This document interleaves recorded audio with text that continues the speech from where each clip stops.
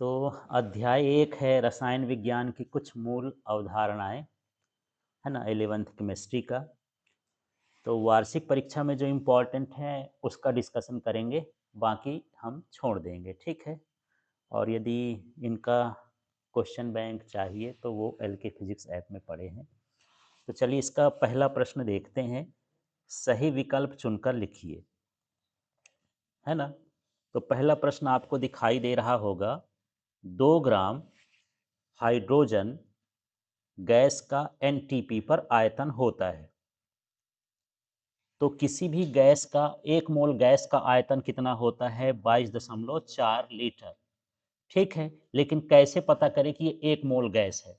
तो जो H2 होता है, ये H2 हो गया, माने इसका जो द्रव्यमान है, भार है, कितना हो गया? 2। और इसका जो ए, ये अणुभार कहलाया, ये भार कहलाया। तो जब मोलों की संख्या निकालते हैं तो मोलों की संख्या निकालने का सूत्र होता है भार बटे क्या होता है? अणुभार। ये सूत्र होता है, ठीक है। तो भार कितना है जो ग्राम में दिया, कितना? 2 ग्राम। अणुभार भी कितना है? 2। तो कितना आ गया? 1 मोल। और 1 मोल आ गया, इसका मतलब 1 मोल गैस का जो आयतन होता है 22.4 लीटर होता है, ठीक है। इस तरह से है। अब यहाँ पर देखिए, नाइट्रोजन के 5 oxide N2O, NO, N2O3, N2O4, N2O5 रासायनिक संयोग के किस नियम का पालन करते हैं? तो ये गुणित अनुपात के नियम का पालन करते हैं। जैसे ऑक्सीजन इसमें जुड़ता है तो किस अनुपात में जुड़ेगा, ये निश्चित रहता है। हर तत्व के लिए जो जुड़ने का तरीका होता है वो क्या होता है? निश्चित होता है। ये क्या कहलाया? गुणित अनुपात का नियम। अब अगला इसमें देखिए, एक मोलल विलयन क्या है जिसमें 1 मोल विलेय उपस्थित हो, है ना। तो यहाँ पर है 1000 ग्राम विलायक। यदि आप सांद्रता पढ़े होगे तो सांद्रता में मोललता पढ़े हो, है ना। तो मोललता होती है 1000 ग्राम विलायक में विलेय, घुले हुए विलेय के मोलों की संख्या को क्या कहा जाता है? मोललता, है ना। तो यहाँ पर पूछता है एक मोलल विलयन क्या है जिसमें 1 मोल जो है कितने ग्राम में जुड़ हो? 1000 ग्राम में या 1 किलोग्राम में, ठीक। अब देख लेते हैं, दो पदार्थों को पृथक करने की प्रभाजी क्रिस्टलन विधि इनके अंतर पर निर्भर करती है। तो ये विलेयता पर निर्भर करती है। जो प्रभाजी क्रिस्टलन होता है वो किस पर निर्भर करता है? विलेयता पर, कि कौन कितना किसमें घुल रहा है। फिर देखिए, यदि सामान्य ताप और दाब पर 2 समान आयतन के पात्र में 2 गैसें रखी गई हैं तो उनमें अणुओं की संख्या क्या होगी? समान। एनटीपी पर सभी गैस के अणुओं की संख्या क्या होती है? समान होती है। फिर यहाँ पर देख लेते हैं, ये है 3.4 ग्राम H2O2 के विघटन से एनटीपी पर O2 का निम्न आयतन प्राप्त होता है। तो उसका आयतन कितना होगा? ये 1.12 होगा। इसको भी हल करना नहीं बता रहा हूँ, आगे जब सवाल आएंगे न्यूमेरिकल वाले तो उसमें देखेंगे, ठीक है। अब देख लीजिए, अब देखो, अब है प्रश्न, रिक्त स्थानों की पूर्ति करिए। यहाँ पर है बेंजीन का मूल अनुपाती सूत्र क्या होगा? तो वैसे बेंजीन का जो रासायनिक सूत्र होता है C6 क्या होता है? H6। और जब अनुपाती का बात करते हैं तो कार्बन कितना है? 6। हाइड्रोजन कितना है? 6। ये कट के कितना हो गया? 1। माने यहाँ पर क्या बचा? CH। मूल अनुपाती सूत्र का मतलब उसको काटने के बाद क्या बचता है, तो यहाँ पर क्या बचा? CH। समझ में आ गया। इसके बाद यहाँ पर देखते हैं 180 ग्राम जल में मोलों की संख्या कितनी है। तो ये कितना लिखा है? 10 मोल। लेकिन निकाले कैसे? अभी मैं बताया था मोलों की संख्या जो होता है वो क्या होता है? भार बटे, भार बटे क्या होता है? अणुभार। इसमें भार कितना दिया है? 180। भार कितना दिया है? 180। और अणुभार कैसे निकालते हैं? जैसे हमारे पास हाइड्रोजन है, ये जल है, तो ये हुआ H2O। तो इसका जो हाइड्रोजन का अणुभार होता है 1। तो 2 हाइड्रोजन है तो कितना हो गया? 2, ठीक है। ऑक्सीजन का होता है 16। एक ऑक्सीजन का कितना होता है? 16। तो ये 16 और 2 जोड़ो तो कितना हुआ? 18। अब इसमें 18 का भाग कर दोगे तो कितना कितना आ गया? 10 मोल। कभी भी मोलों की संख्या निकाले तो ऐसे निकालते हैं, ऊपर क्या लिखोगे? भार, और नीचे क्या लिखोगे? अणुभार, ठीक है। समझ में आ गया। अब इसके बाद यहाँ पर देखिए, 2 मोल C2H5OH को वायु के अधिक में जलाने पर खाली स्थान ग्राम CO2 प्राप्त होता है। तो ये 176 ग्राम प्राप्त होगा। इसका भी सवाल अभी नीचे देखेंगे। ठीक है। अब यहाँ पर एक रासायनिक अभिक्रिया के अंत में अभिकारक का कुल द्रव्यमान खाली स्थान नहीं होता, परिवर्तित नहीं होता, क्योंकि जो भी रासायनिक क्रिया होती है वो द्रव्यमान संरक्षण के नियम का पालन करती है। जो द्रव्यमान पहले होगा अभिकारकों का, वही द्रव्यमान किसका होगा? उत्पाद का। ऐसे समझो कि यदि आप 1 किलोग्राम आटा गूंथ लिए हो तो वो रोटी बनाने के बाद भी वो कितना होगा? 1 किलोग्राम होगा, यदि पानी वानी ना उड़े तब की बात है। एक जैसे द्रव्यमान का संरक्षण होता है। ठीक है। अब देखना है, इसमें हमको मिलाना है जोड़ी। तो इसमें बताओ पहला वाला, एनटीपी पर गैस के 1 मोल अणुओं का आयतन ये कितना होता है? 22.4 लीटर। फिर यह आणविक सूत्र, तो ये होता है मूल अनुपाती सूत्र गुणे एन। इसका मतलब जैसे हाइड्रोजन का जो मूल अनुपाती सूत्र होता है CH होता है, और यदि इसमें 6 का गुणा कर दो तो क्या हो जाएगा? C6H6। इस तरह से एन का मतलब ये। ठीक है। एक विलायक के 1 मोल प्रति 1000 में विलेय के मोलों की संख्या, तो ये क्या कहला गया? ये क्या कहलाया? मोललता। ठीक है। एक ही परमाणु से बना पदार्थ, ये क्या कहलाता है? तत्व कहलाता है। फिर 1 लीटर विलयन में उपस्थित मोलों की संख्या, ये मोलरता होता है। थोड़ा थोड़ा अंतर होता है। ये 1 लीटर है, 1 लीटर को 1000 मिलीलीटर भी बोल सकते हो। 1000 मिलीलीटर विलयन हो और इसमें मोलों की संख्या को हम क्या बोलेंगे? मोलरता। और यहाँ पर 1000 ग्राम विलायक हो, उसमें मेलों की संख्या हो तो क्या कहलाता है? मोललता। एक में हम 1000 ग्राम विलायक लेते हैं और एक में हम क्या लेते हैं? विलयन लेते हैं। ठीक है, ये ध्यान रखना। लीटर में रहे तो मोलरता र वाला, और यदि ग्राम में रहे तो वो क्या रहेगा? मोललता ल वाला। ठीक है, इस तरह से जोड़ी मिलाना। अब देखिए यहाँ पर प्रश्न देखते हैं, एक शब्द या वाक्य में उत्तर दीजिए। परमाणु द्रव्यमान की मानक इकाई क्या है? तो परमाणु द्रव्यमान को नापते हैं परमाणु द्रव्यमान इकाई से, AMU से, एटॉमिक मास यूनिट। ठीक है। O2 का ग्राम अणु द्रव्यमान कितना है? तो एक ऑक्सीजन का कितना होता है? 16। तो 2 ऑक्सीजन हो गए तो 16 दूनी 32 ग्राम, ये आणविक द्रव्यमान कहला गया। ठीक है। जैसे जल का कितना है अभी बताया था? 18 ग्राम, ऐसे। ठीक है। अब यहाँ पर अगला देख लीजिए, फिर से वही है। ऑक्सीजन के क्रमशः 16, 32, N2 28 ग्राम भार से अलग अलग संयोग करके 2 ऑक्साइड N2O N2O2 बनाते हैं। इससे किस नियम की पुष्टि होती है? ये कौन सा नियम होता है? गुणित अनुपात का नियम। ठीक है। अब 6.023 गुणे 10 की घात 23 किसी भी द्रव्य के 1 ग्राम अणुभार में उपस्थित मोलों की संख्या को कहा जाता है। तो इसे कहा जाता है 1 मोल या एवोगैड्रो संख्या। ये कौन सी संख्या कहलाती है? एवोगैड्रो संख्या। अब देखिए यहाँ पर प्रश्न है 2 अंक वाले। यदि प्रकाश की गति 3 गुणे 10 की घात 8 मीटर प्रति सेकेंड है और इसके द्वारा लगा समय कितना है? 2 नैनो सेकेंड है, तो चली गई दूरी की क्या करना है? गणना। तो दूरी बराबर होता है गति गुणे समय, या चाल गुणे समय समझ लो। गति वाला मतलब क्या है? चाल। तो चाल कितनी है? 3 गुणे 10 की घात 8। समय कितना है? 2 नैनो सेकेंड। नैनो का मतलब 10 की घात -9 होता है। नैनो का मतलब समझे? 10 की घात 9। तो ये मैं 2 लिखा हूँ और नैनो की जगह क्या लिख दिया हूँ? 10 की घात -9। 2 और 3 का गुणा करोगे तो कितना होगा? 2 तिहाई 6। 8 में से 9 को घटाओगे तो 10 की घात -1। अब यदि 10 की घात -1 का मतलब है वो बटे में है 10, तो कितना हो जाएगा? 0.6 मीटर। इतनी दूरी वो चलेगा। तो कोई भी मान दिया हो, बस याद रखना है कि जब हमको दूरी निकालना होता है तो चाल गुणे समय होता है। चाल का मान रखो, समय का मान रखो, दूरी निकल आएगी। अब ये देखो, अधिकतर ये आता है स्थिर अनुपात का नियम क्या है? रासायनिक यौगिकों में उनके अवयवी तत्व भार की दृष्टि से हमेशा एक निश्चित अनुपात में रहते हैं। किसकी दृष्टि से? भार की दृष्टि से एक निश्चित अनुपात में होते हैं।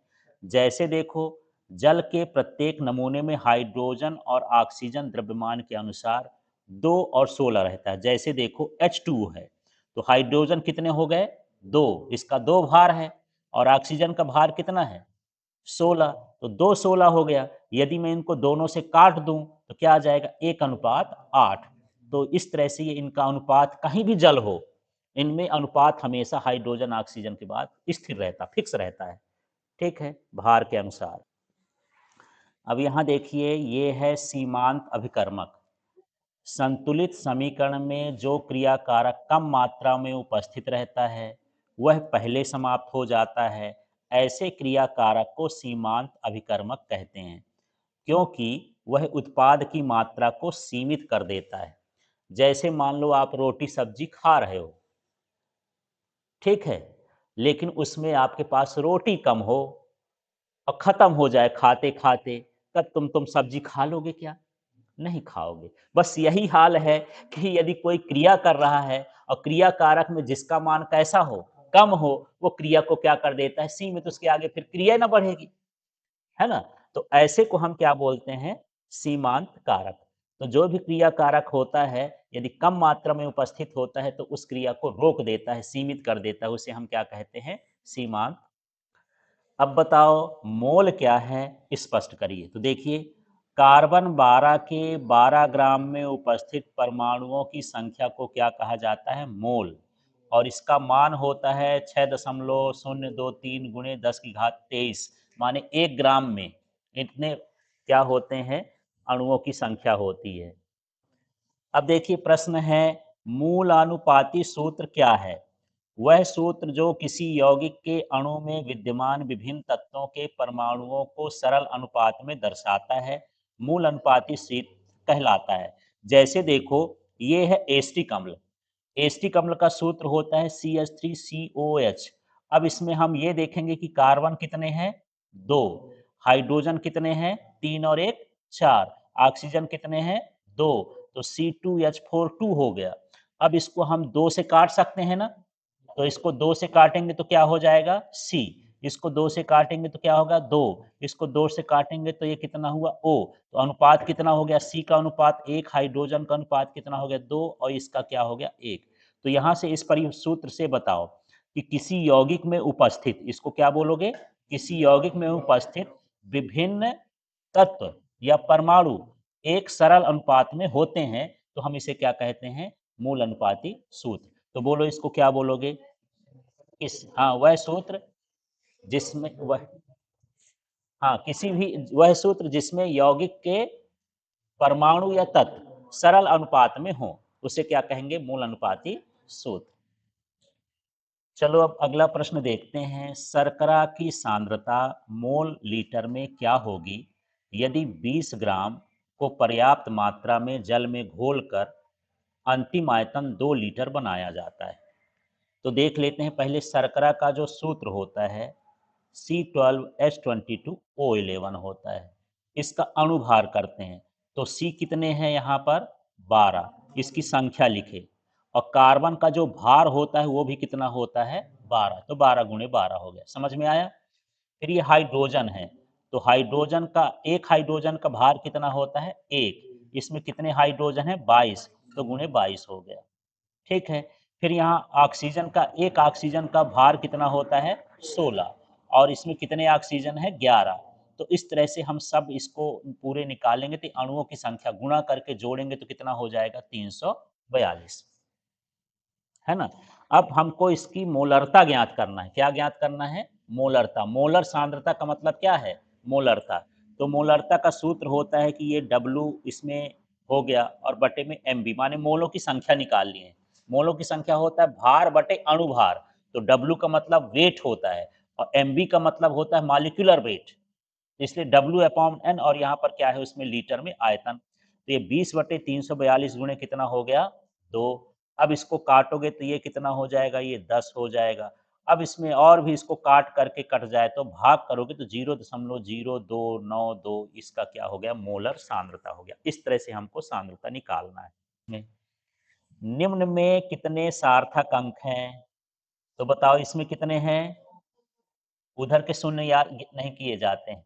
है ना, कितने हो गए 2, इसमें कितने हैं 3, इसमें कितने हैं 4, इसमें इधर के शून्य नहीं गिने जाते हैं, दशमलव ना लगा हो तो शून्य नहीं गिने जाएंगे, तो कितना होता है 3, इसमें इधर के दशमलव लगा है तो पूरा गिना जाएगा, फिर शून्य उन्य से यही है ना, तो इसमें कितने हो गए 4, और ये पूरे गिन लो, इसमें बीच में है शून्य, तो कितने हो गए 5। ज्यादा कंफ्यूजन इन दशमलव वाले में होता है कि किसको गिनना है किसको नहीं गिनना। यदि दशमलव लगा है तो शून्य को गिनेंगे, और दशमलव नहीं लगा है तो उस साइड के शून्य को नहीं गिनेंगे। इस साइड के शून्य में दशमलव लगा है तो ना गिनेंगे यदि संख्या नहीं है, तो इस चीज को आपको ध्यान रखना है। ठीक है, तो प्रश्न है द्रव्यमान संरक्षण का नियम है। तो किसी भी रासायनिक अभिक्रिया में जो क्रिया कारकों के द्रव्यमान का योगफल होता है और जो उससे बने उत्पादों के द्रव्यमान का योगफल होता है, वो हमेशा कैसा होता है, बराबर होता है। मतलब किसी भी रासायनिक अभिक्रिया में ना तो द्रव्यमान उत्पन्न होता है, ना ही द्रव्यमान नष्ट होता है। इसे ही हम द्रव्यमान संरक्षण का नियम कहते हैं। तो दोनों लिख सकते हो अथवा करके भी लिख सकते हो। यहाँ पर उदाहरण है कार्बन ऑक्सीजन है ना, और ये CO2 है। तो कार्बन का देखो अलग से, यहाँ पहले हम इसका जोड़ लेंगे, ये क्या कहलाया, अभिकारक। जो क्रिया में भाग लेते हैं उसको क्या बोलते हैं, अभिकारक। कार्बन का कितना है 12, और ऑक्सीजन का कितना है 16 दूनी 32, ये कितना हो गया 44। यहाँ से भी निकालेंगे CO2 बना, इसका भी कितना होगा 44। ये उत्पाद है उसका भी 44 है, और जो अभिकारक है उसका भी 44 है। मतलब इसमें द्रव्यमान का क्षय नहीं हुआ है, यही द्रव्यमान संरक्षण का नियम। जब दो तत्व परस्पर संयोग करके दो या दो से अधिक यौगिक बनाते हैं, दो या दो से अधिक यौगिक बनाते हैं, तो एक तत्व के भिन्न भिन्न भार जो दूसरे तत्वों के निश्चित भार से संयोग करते हैं, सदैव सरल गुणित अनुपात में होते हैं। तो जब दो तत्व भिन्न भिन्न यौगिक, जैसे देखो ये हम दो तत्व लिए, कार्बन और ऑक्सीजन, तो ये कार्बन मोनोऑक्साइड बना, ठीक है। फिर यहाँ भी मैं दो दूसरा तत्व लिया, ये कार्बन क्या बना, डाइऑक्साइड बना। तो चलो कार्बन और ऑक्सीजन का इसमें जो अनुपात निकालते हैं, तो ये 12 अनुपाते क्या हो गया 16। अब इसमें जब हम निकालेंगे तो ये 12 अनुपाते कितना हो गया 32। तो जो ऑक्सीजन का अनुपात है, ये इसमें ऑक्सीजन का एक है, इसमें ऑक्सीजन कितना हुआ दो, तो ऑक्सीजन का अनुपात कितना हो गया एक अनुपात दो हो गया।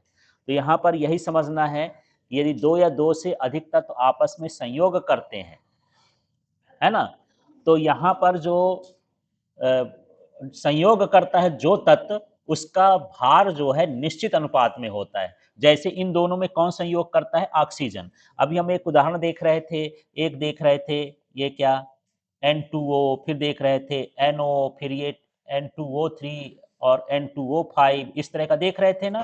तो जो ऑक्सीजन इसमें संयोग कर रहा था, इनका अनुपात कैसा होगा, निश्चित होगा, भारानुसार इनका अनुपात क्या होगा, निश्चित। तो यही है कि जब दो या दो से अधिक तत्व क्रिया करके भिन्न प्रकार के रासायनिक यौगिक बनाते हैं, पहले ये समझो क्या, दो या दो से अधिक तत्व मिलकर के भिन्न प्रकार के क्या बनाते हैं, रासायनिक यौगिक।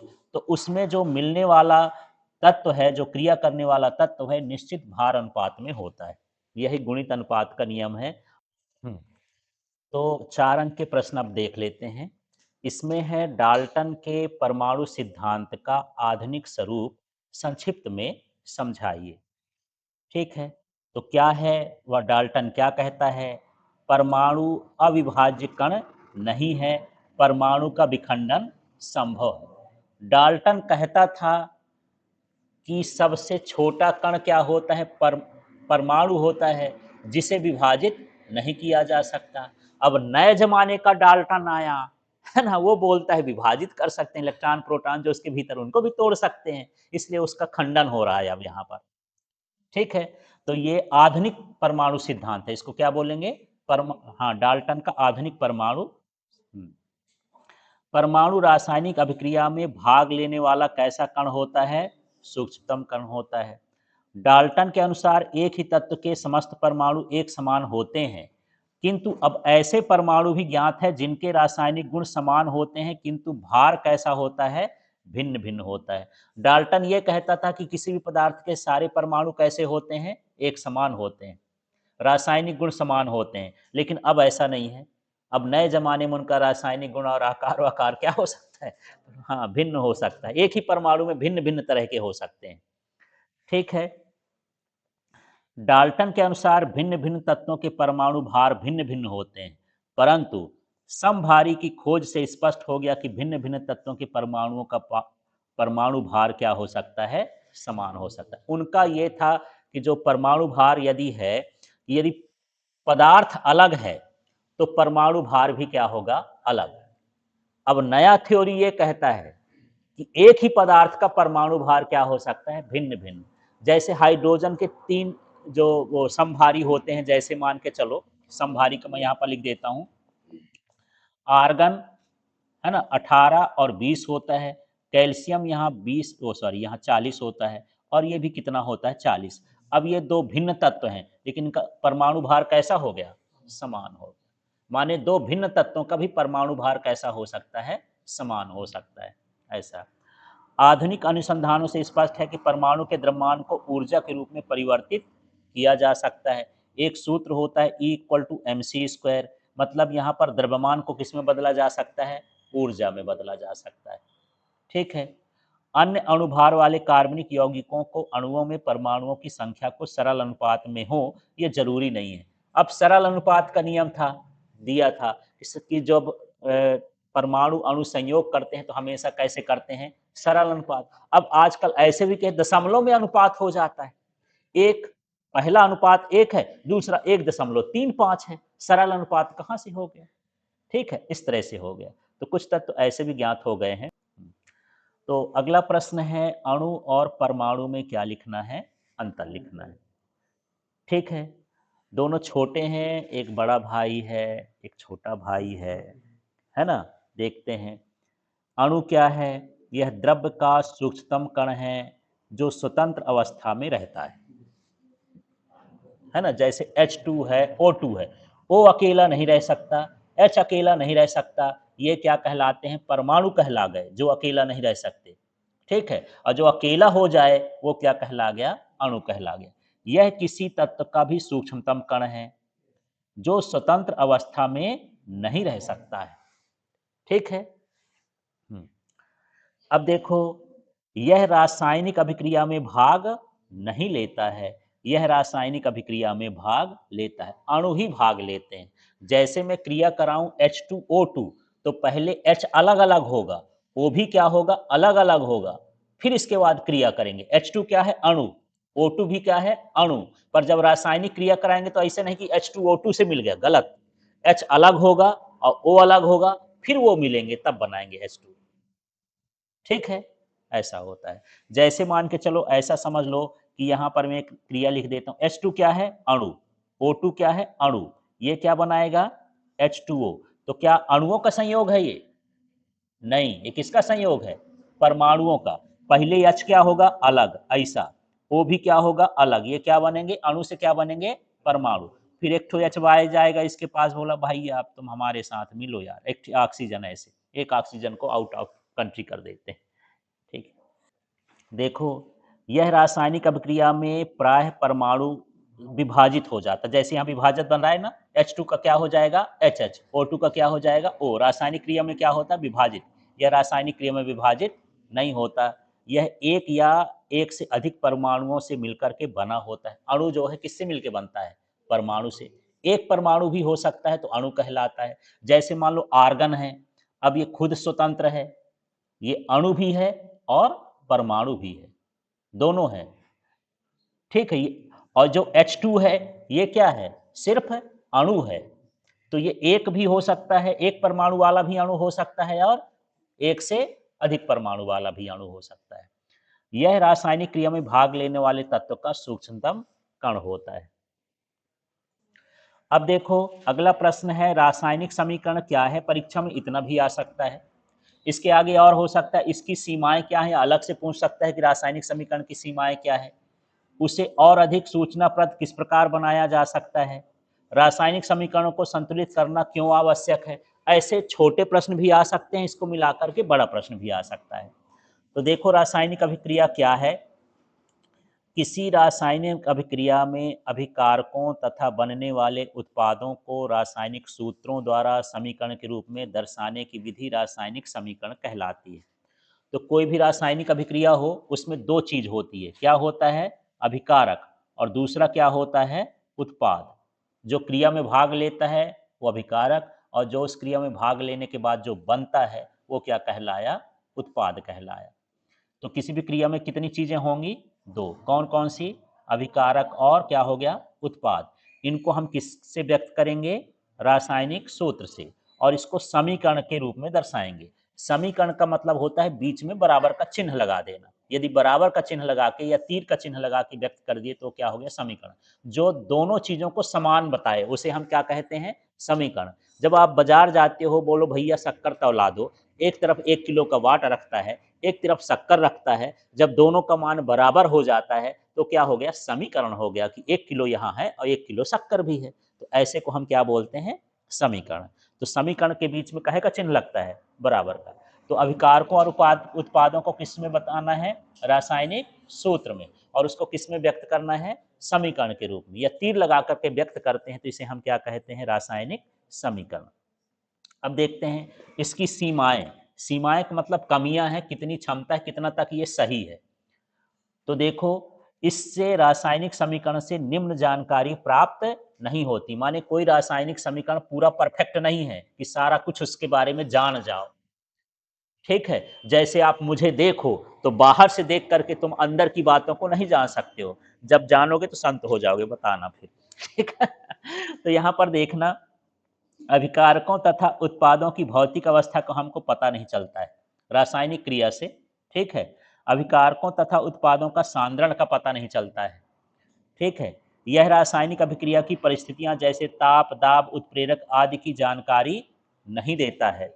अभिक्रिया के वेग का ज्ञान नहीं होता है कि किस वेग से अभिक्रिया संपूर्ण हो रही है। अभिक्रिया में होने वाले ऊष्मीय परिवर्तन का ज्ञान नहीं होता। अभिक्रिया में सावधानियों का ज्ञान नहीं होता। अभिक्रिया की क्रियाविधि का ज्ञान नहीं होता। यह ज्ञात नहीं होता कि अभिक्रिया उत्क्रमणी है कि अनुत्क्रमणी है। अभिक्रिया को पूर्ण होने का समय नहीं बतलाता। रासायनिक समीकरण में अभिक्रिया में प्रकाश का उत्पन्न होना, विस्फोटक पदार्थों का बनना आदि के बारे में मालूम नहीं होता। ये इसकी क्या होती हैं? सीमाएं होती हैं। जैसे परीक्षा में आए उतनी सीमाएं लिख सकते हो। 2 नंबर का है तो 2, 3 नंबर का है तो 3, एक दो ठो सीमाएं समझना है। आरटी बुक का क्वेश्चन है, देखो। अब रासायनिक समीकरण को संतुलित करके तथा उचित निर्देश चिन्हों का प्रयोग करके इसे ज़्यादा स्पष्ट, जानकारीपूर्ण तथा लाभदायक बनाया जा सकता है। तो रासायनिक समीकरण को हमको क्या करना चाहिए? संतुलित करना चाहिए। इससे क्या फायदे हैं? अभिक्रिया में भाग लेने वाले अभिकारकों तथा उत्पादों की संख्या का पता चल जाता है। यदि तत्वों के परमाणु द्रव्यमान ज्ञात हों तो अभिकारकों एवं उत्पादों के आणविक द्रव्यमान भी ज्ञात किए जा सकते हैं। संतुलित करने के फायदे हैं ये। यदि क्रिया कारक या क्रियाफल पदार्थ गैसी हो तो उनका आयतन भी ज्ञात किया जा सकता है। इससे द्रव्य की अनिश्चितता के नियम की पुष्टि होती है। तत्वों की संयोजकता व तुल्यांकी द्रव्यमान की गणना भी की जा सकती है।